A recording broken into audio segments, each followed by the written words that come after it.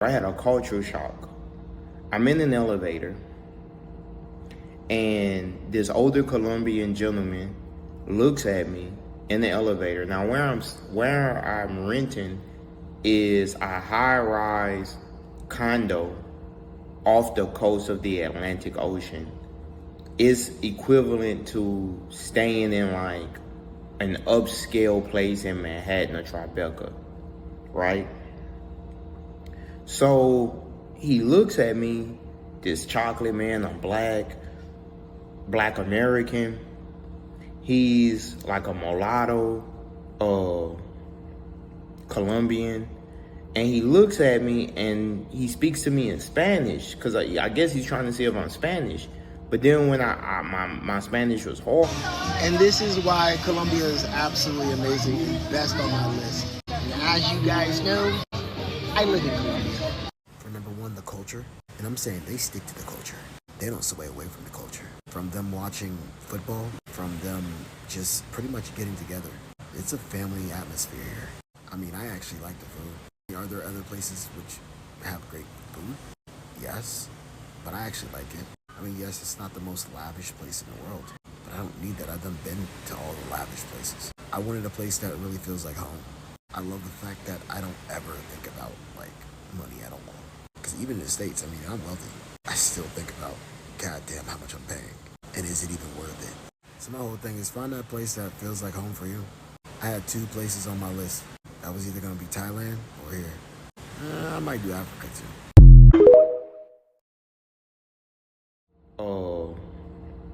Colombian, and he looks at me and he speaks to me in Spanish, because I guess he's trying to see if I'm Spanish. But then when my Spanish was horrible, so he speaks to me in English, and he's looking at me with eyes of shock. Like, he's shocked because what I imagine is like, here he is. He looked like he was at least in his 60s. He had grayish white hair. He was like, this guy spent his life to be able to afford to live in a place like that. And here I am, 40 years younger than him, living the same life. And so he looks at me, he's like, how do people treat you here? And I was like, it's cool, man, it's lovely. I like it. Then he's shocked. And so it taught me a lot, because one, a lot of black people think that when you leave the United States that you're going to escape discrimination or judgment. That's not true.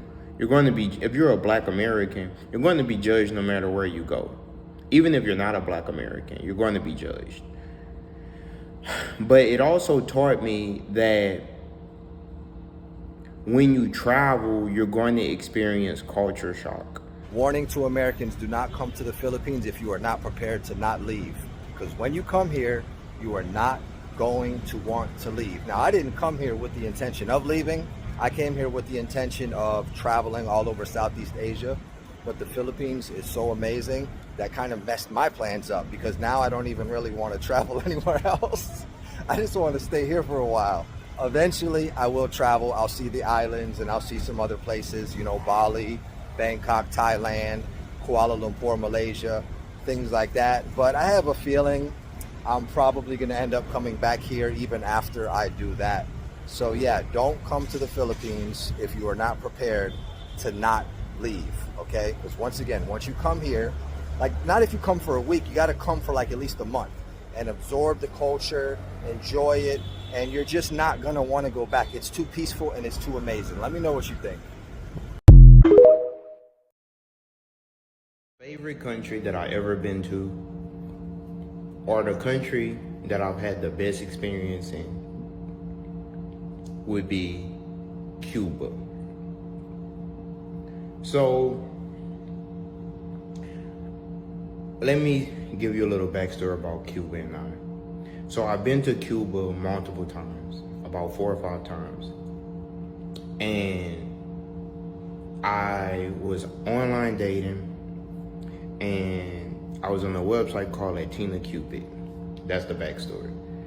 And so I ended up chatting with this girl from Cuba, and long story short, I traveled to Puerto Rico and then I went to Colombia.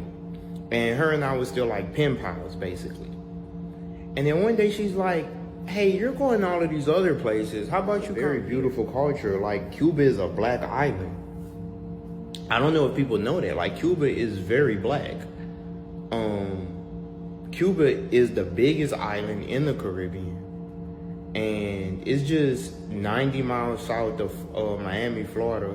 And from the Cancun side, it's about 145 miles from Mexico on this east coast. I mean, on this west coast side. And then to the south, it's about 45 minutes boat ride from Haiti. And then you have Puerto Rico and Jamaica, which is nearby Cuba. So, man, I was online dating, and I was on a website called Latina Cupid. That's the backstory. And so I ended up chatting with this girl from Cuba, and long story short, I traveled to Puerto Rico, and then I went to Colombia, and her and I was still like pen pals, basically. And then one day she's like, hey, you're going all of these other places. How about you come here? And at the time, I'm like, okay, bet. So I ended up going. I was made for a soft life. Colombia update. I have officially been here for almost 2 weeks now.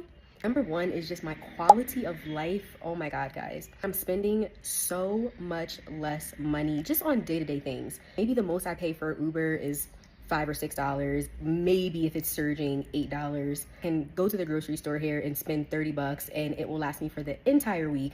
Or if I want to go out to eat, I could get some good Colombian food here for like $10 or less. There's fresh fruit everywhere. In America, I felt just like heavy, just a weight, hustle culture. It's just, that's not for me. I wasn't made to be out here hustling all the time. I was made to live a nice, calm life. I feel as though I have that here. I am not stressed. I'm not always checking my bank account. It's just nice. Second thing that I really enjoy here is all the popular neighborhoods here are walkable. There's a ton of traffic here, but it's fine. Like, it doesn't bother me because I know once I'm dropped off in the neighborhood, I can just walk. And that is not something that I was doing in Atlanta. Like, you know, back in the States, unless you live in like New York or Miami or somewhere, you need a car. I love not having my car here. I love not having that expense. And also, guys, I love that I have to speak Spanish here. Y mi español es muy bien, pero necesito practicar y puedo cuando aquí. People work with you, you know what I'm saying? Even when I get in the Uber, have small talk with me. Everyone is just so friendly here, which I really appreciate. You know, it's only been 2 weeks, honeymoon phase. I've really just been taking it slow, but my feeling so far is just, I feel lighter. If I could describe it anyway, I just feel lighter. And yeah, I'll keep y'all updated. So if you go to Medellin, Colombia, you will walk down the streets and you will see girls on a scale of 1 to 10 physically. You will see 9s and 10s working at a taco shop or doing janitorial work on the side of the street with a very minimalist life. Very happy. Smile on their face, probably live at home with their parents, don't even have a car, don't have anything materialistic. Very approachable, very friendly, just very grateful to be alive and easy to date as a guy. On the flip side, here in the States, there will be girls that on a scale 1 to 10 on the bottom half of that scale that are challenging to date, very, very pretentious, non-approachable. Guys will approach them like, oh, like you're creeping me out. Very, very challenging to date. And for that reason, I'm like, guys, like this is not normal here in the US. When I go travel to all these countries, everywhere else in the world, women are like a lot more approachable, a lot more easy to get along with. They're less pretentious.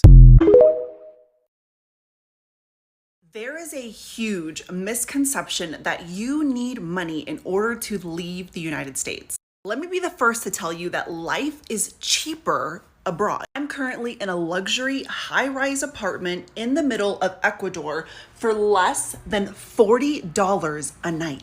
I sold my house in Houston, Texas to live indefinitely in Bali, Indonesia. And for a beautiful room just like this, right next to the beach with breakfast and daily room service, it costs less than $40 a night. I was recently hospitalized while in Ecuador and my bill came out to less than 500 bucks. Healthcare is cheaper, rent is cheaper, food is cheaper and better. And I call what I live a luxury lifestyle, meaning that you can find rooms cheaper than what I'm paying currently. I've met backpackers that have a budget of $500 a month and survive off of that. And depending on which country you want to go to, overall, I would say that you need less than $500 to be able to survive. The greatest thing that I did for my physical and mental health was leave the United States. Don't let fear or your ignorance about how much life costs abroad prevent you from leaving the United States. If you're tired of living in America and you want to move abroad, here are 5 countries that you can move to where the cost of living is lower than $1,500 per month. And that's everything included. Food, accommodations, transport, everything lower than $1,500 a month. First up on the list, we have Vietnam. Now, Vietnam is one of the cheapest countries in the entire world for digital nomads, where you can spend as little as $800 a month for everything included. But on average, most people will spend anywhere between $1,100 to about $1,300 a month living in cities like Hanoi or Ho Chi Minh. Next up on the list, we have Thailand. Now, most people, of course, know about Thailand. You can live in Chiang Mai, Bangkok, and on average, for all of your monthly expenses, you'll spend anywhere between $900 on the absolute low end, all the way to about an average of maybe $1,300 to $1,400, and this is living very comfortably in Thailand. Next up on the list is a place that a lot of you guys may know me for, which is Indonesia, and more specifically Bali. Now, the one thing I will have to say about living in Indonesia is Bali isn't the only island in Indonesia that you can live in to live affordably. You can stay in Lombok, you can stay in one of the Nusa Islands, you can stay on one of the Gili Islands. There are a lot of different places all around Indonesia that you can live, so it's not just Bali. So a lot of people do complain about Bali being too crowded and too expensive. There are a lot cheaper places to live, and I think the first few months I was living in Bali, I only spent around $1,100 to maybe $1,200 a month for everything included. And at number 4, we have Colombia, which is an amazing choice for a lot of different Americans. Not only is it super inexpensive, but also it's super close to America, which makes it easy for commuters. And then also too, the time zone difference is only a couple hours from most of the US. So really you can work on a US schedule if you're working remotely, and it's super easy to commute back and forth for friends, family, or whatever else you have to do. And on average, if you stay in Medellin, if you stay in Bogota, you can easily spend under $1,400 a month for all of your living expenses. And finally, we have the current country that I'm living in right now, which is Spain. Now, of course, living in Southeast Asia and South America is a lot more cheaper than living in Europe, but Spain is a great option with cities like Valencia, Barcelona, Madrid that are super affordable. And on average, you can spend anywhere between $1,200 to around $1,500 a month for all of your living expenses. And it's a great place for digital nomads, and you're easily accessible to all the other European countries by train, short flights, and even North Africa as well too.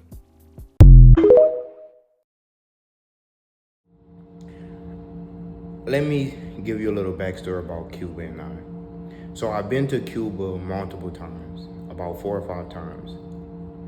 And I was online dating, and I was on a website called Latina Cupid.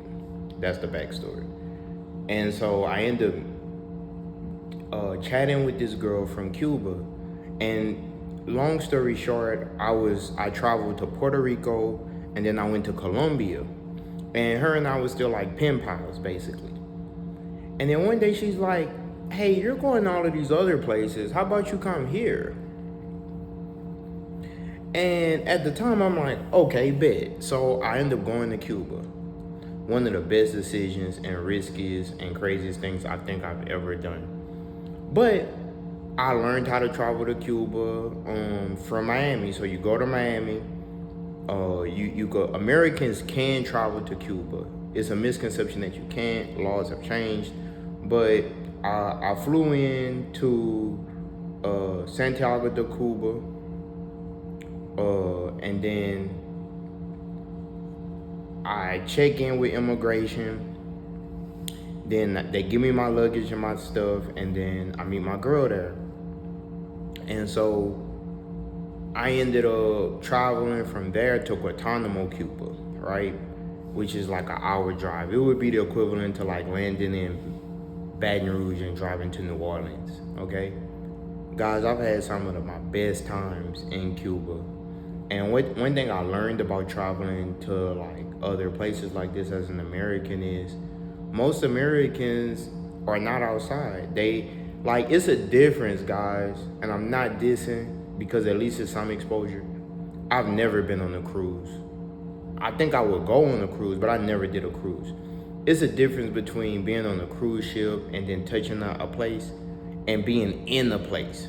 You get what I'm saying? Man, I've been in Cuba, you dig? And it's a very beautiful culture. Like, Cuba is a black island. I don't know if people know that. Like, Cuba is very black. Cuba is the biggest island in the Caribbean. And it's just 90 miles south of Miami, Florida.